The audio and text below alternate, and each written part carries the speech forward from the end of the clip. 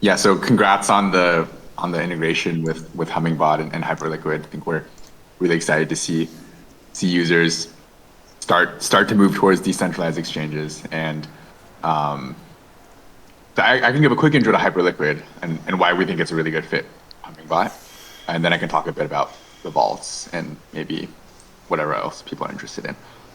But basically, Hyperliquid is what we think perps trading should be. So, like, if you look at Binance, they probably capture like 70% of like the interest in crypto, even though there's so many different things being built in crypto. Like perps really are kind of like front and center and the bulk of where all the activity is to this day. And it's kind of ironic that to trade these assets that are meant to revolutionize how finance works, you do it through this very legacy system where you send your money to this company and they hold it and you kind of trust them with it. In my mind, it's very ironic. Like crypto should be traded natively in a decentralized way, and that's what Hyperliquid is. So it really is built to be Binance but decentralized. And when we say decentralized, we don't mean like sort of decentralized where you like hold the funds in a smart contract but still routing through a centralized matching engine. That's what a lot of perp dexes do these days. And in fact, the matching engines are not even run off-chain, which is what DYDX v4 does. So it really is, it's fully on-chain. Everything happens on this performant L1 that we built from scratch and are continually optimizing. That has a throughput to handle all the orders and cancels and margining. And so you really have this like one state machine that is just like what Binance would be running, but it's collectively secured through consensus by a set of validators. So that is like the ultimate vision, and it really like the UI is meant to be at feature parity with Binance. So you're not sacrificing anything from using it. So for example, you don't pay gas fees when you trade. You don't need to confirm your every single transaction in some wallet extension. So like the account abstraction and delegation, bridging, and everything is it was all thought through like end to end, built from the ground up to really replicate this experience. And I think the product is sort of speaking for itself. Like we don't really do much marketing or gimmicks. There's no token. There's a point system, but like other than that, it is really just like product first, and we put almost 100% of our effort into just making it as good of a product as possible. And so I think these days it's around number 2. I guess if you group DYDX v3 and v4, Hyperliquid does about like 80% of that volume. And if you just look at separate protocols like on DeFi Llama, Hyperliquid's number 1 for perp stacks volume. And it's been this way for several weeks now. And the metrics are trending up. So it's really good to see. It's good to see that people are using it and getting real value from the product. And yeah, so that's like an intro to Hyperliquid, I guess. Well, actually, one question, Jeff. I'm kind of like a blockchain nerd, so I guess like in terms of how the L1 works, you mentioned there's a validator set. I guess like who are the validators, and how are they compensated if there's no gas? So right now the validators are run by the team, but that's because it's still in an alpha phase.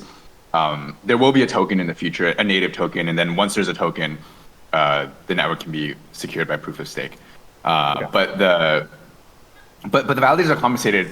Just because there's no gas doesn't mean there are no fees. So they're trading fees. They're very low, so they're equivalent to one of the, basically like it's 2.5 bips taker, 0.2 bips maker rebate. So this is very competitive with like top VIP taker tiers on exchanges, and also like second highest market making tier on Binance futures. So is the negative 2.5 basis point maker rebate on all tiers? 0.2 basis point maker rebate.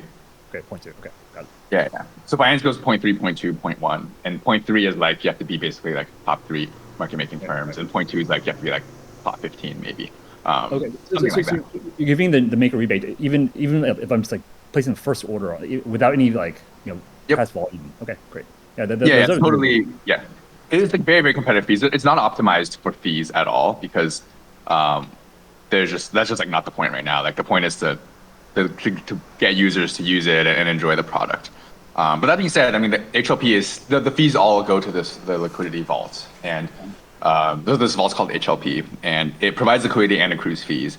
And it's in terms of the fee revenue, the protocol is making between $50 and $100 million annualized currently. So it's not chump change, and when the validators do decentralize, there should be no issues making sure that it's profitable to run a validator. Like my estimate for running a validator is like, maybe like $1,000 a month, and so it's just like completely different order of magnitude in terms of like. So is it like, just to paraphrase it, like right now all the fees are going to basically liquidity providers, like the folks running the vaults. In the future, some of the fees might go to validators. Is that right?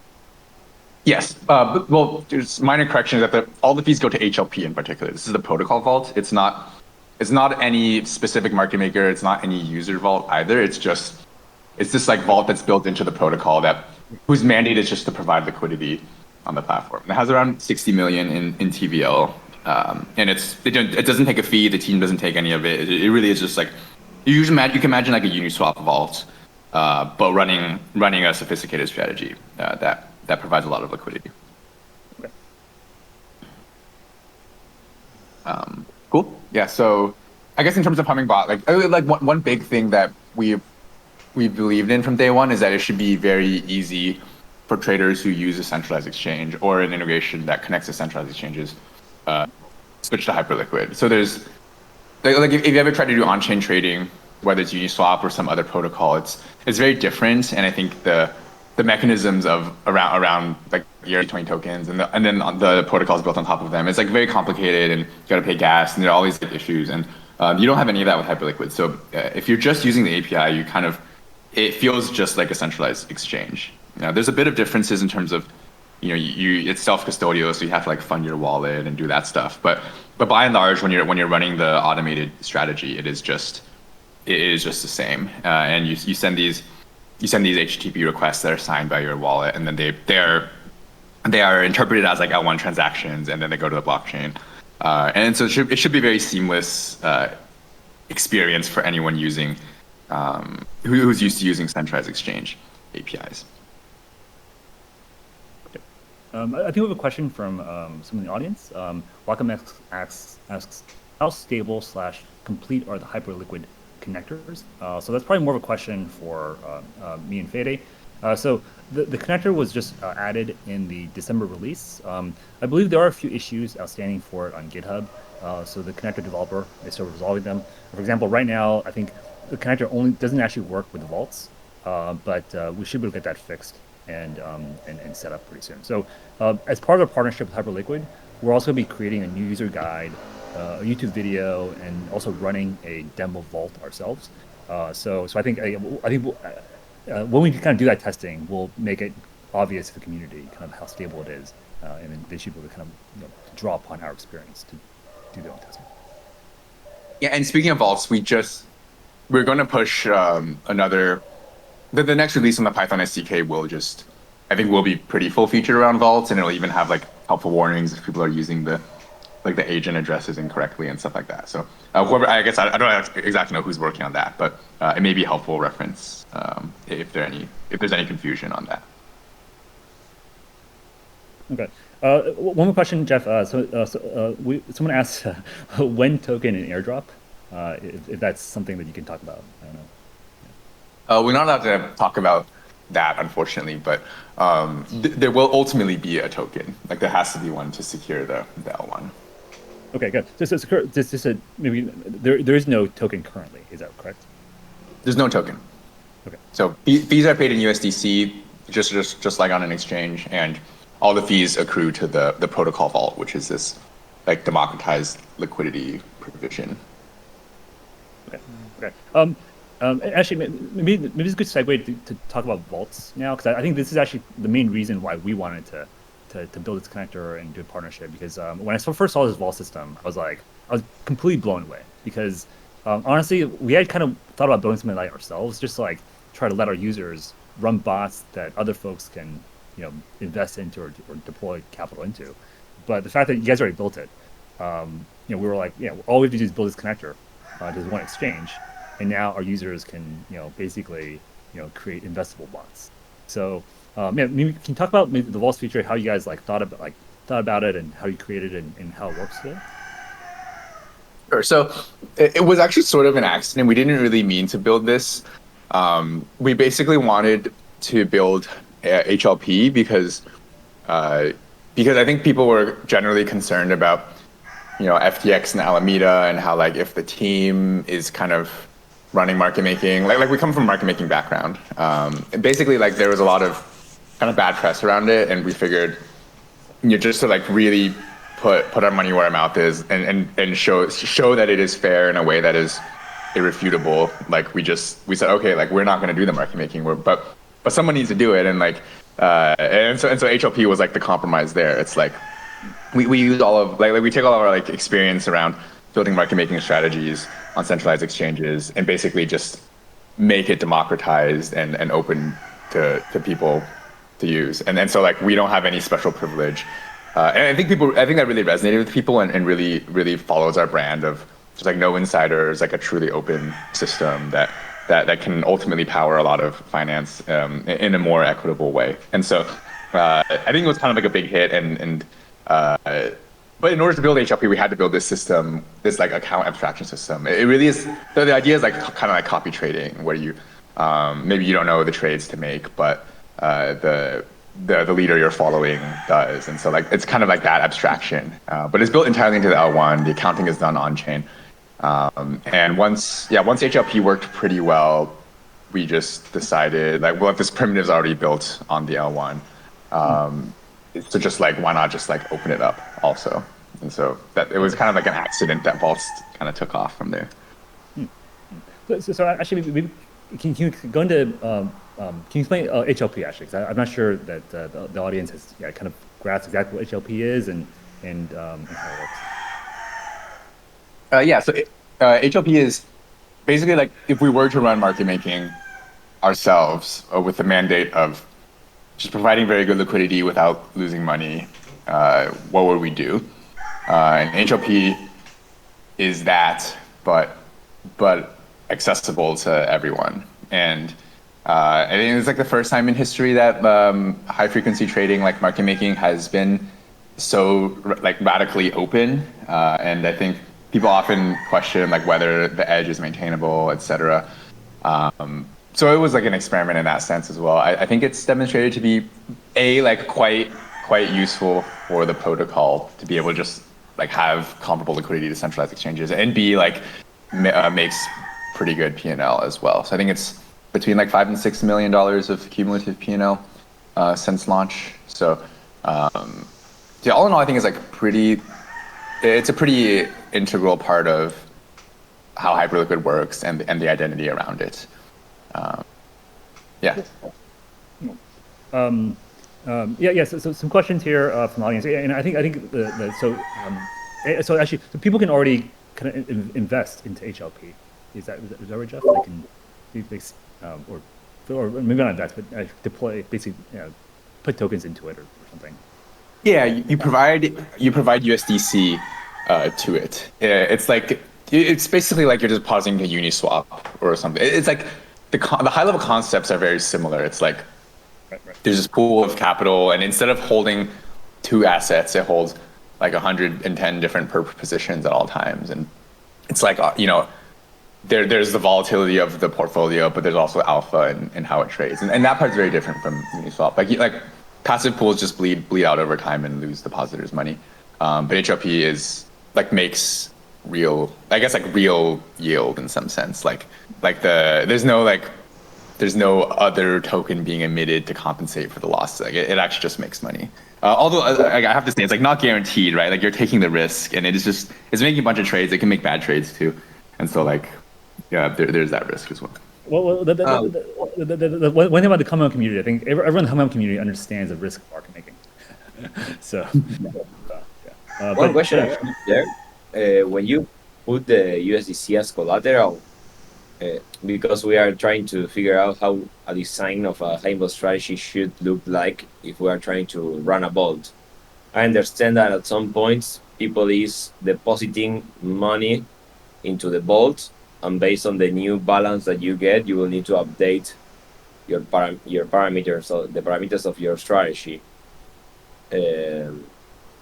How it works when someone wants to withdraw, or if you have open positions, because your collateral will go down, it's possible to get liquidated in that case, or how that part works? Yeah, so there's kind of a lot of complexity around this. So there's some settings you can set on the vault. So you could say like, well, one thing is you can either accept deposits or not. That's pretty simple. With withdrawals, you can say I want to like always proportionally close my positions. In which case, it's like if someone withdraws 10%, then like atomically, like your positions are all closed by 10%, and so your liquidation prices should all stay very similar. You can also choose to set it so that it only closes your positions if necessary, in which case, if there's free collateral, that just gets withdrawn, and then that would affect your liquidation price. But it's never possible to withdraw in a way that causes an immediate liquidation, because in either case, if the collateral drops below the maintenance margin, then some amount of the position will get closed in order to free the collateral up. Okay, perfect. But that is something more for the community. Is something like more complex to build a bold strategy, than a simple strategy with an account. That's right. You have to account for the balance may change at any time. So it's definitely not like I think if you're just running a basic market making, there's probably no reason to do it through a vault. Like it's hard enough as it is. But I think the idea was like HLP is very important to be open, and so we're happy to deal with all these complexities. And I think other people who use vaults are kind of happy to deal with this stuff as well. Nice. And the other question is, probably is, I don't have so much experience. I usually use hedge in one-way mode. I usually use hedge mode in perpetuals. But if you are doing like market making in perpetuals with one-way mode, it's like always. First of all, you cannot have two positions, two long and short position at the same time. At some point, every time that you execute a trade, you will need to reverse it or take more risk until you get it. Or if you are holding a position, then you cannot like start putting orders from the other side, right? It's like you need to hold an overall position and reduce it while you're doing the trades, right? So I guess in general, like when I think about market making, we don't use take profit or stop loss orders. It's more like manually, risk management. And so like when you don't have TPSL, I'm pretty sure the hedge mode is more or less equivalent to one way. But maybe correct me if I'm wrong there. So like I just think of it as always like one delta you have on, and like you're either opening more of it or you're closing it. Because with the new design of the V2 framework, as we don't have usually take profit and stop loss, for me I was getting crazy because I want like the manual part of the rebalance, and I always want to set like targets for each side or for each like strategy that I'm running. And there is one. Then later on, if you want, we can discuss about this. But there is one component that is position executor that makes sure that every time that you open a position, at some point in the future will be reversed that amount that you bought or you sold. So that in a long run keeps your inventory with the same balance as it started of base asset and quote asset. But in the meanwhile, you can hold unrealized until you close it by, I don't know, a global trading stop or whatever. And that's why we usually, or I usually use hedge mode, because I run like an market make. For example, a strategy that I'm running right now has multiple DCAs from long and short, and the activation of one DCA of the next DCA of short, for example, starts X% from the initial DCA. So we have like a combination of DCAs running from the two sides. that is something that probably with one way is difficult to control. Yeah, well, we actually have sub accounts though, so you should be able to just use. You could just Okay. put the long in one sub and then the short in the other sub, and I think it should be very similar to hedge mode. Not exactly the same, but like maybe you can make it work through that. Okay. Perfect. Wait, I actually need to drop for another call, but thanks for having me on, guys. Okay. Yeah. Thanks, Jeff. Appreciate it. See you guys. Thanks, Jeff. Yeah. So actually, I want to just wrap up the call. So in terms of like so we're trying to work with exchanges like Hyperliquid now, because we think that one use case we can serve is to leverage the Hummingbot community to basically help them get opportunities with the new dexes, but also help the dexes themselves get liquidity from community market makers, as opposed to having to depend on Jump or some large market maker. So that's why we'll be doing more of these calls this year. So Vega is the other exchange that we've partnered with. They also have a liquidity mining program where you can basically get paid for placing volume on the order book, very similar to the Hummingbot Miner platform. So we'll be also creating a demo bot on Vega to show how you can earn rewards for liquidity mining on Vega, and then also try to get more users to do that. So overall, we think that there's just like as Jeff said, there's this wave of exchanges that are have a similar user experience to Binance and central exchanges, but they're decentralized, and a lot of them are offering rewards and other incentives for market makers. And we think that's a great fit for Hummingbot, because if we can build a connector, add some new user guides, and really show people how they can earn those rewards, it turns into win-win for both the exchange and for our community. So we're doing that with a few other partners as well this year, and we'll try to basically create more and more content around them to try to help everyone make money. So that's it for this call. We'll be back next month with another call to kind of like go over the February stuff, and also we'll be publishing this video on YouTube afterwards. So if you have if you have any questions about Hummingbot, please find us on Discord, and start installing it and start running bots on Hyperliquid and other exchanges. All right, well, thanks everyone. If you hope you guys enjoyed this chat today, and we'll see you next week or next month.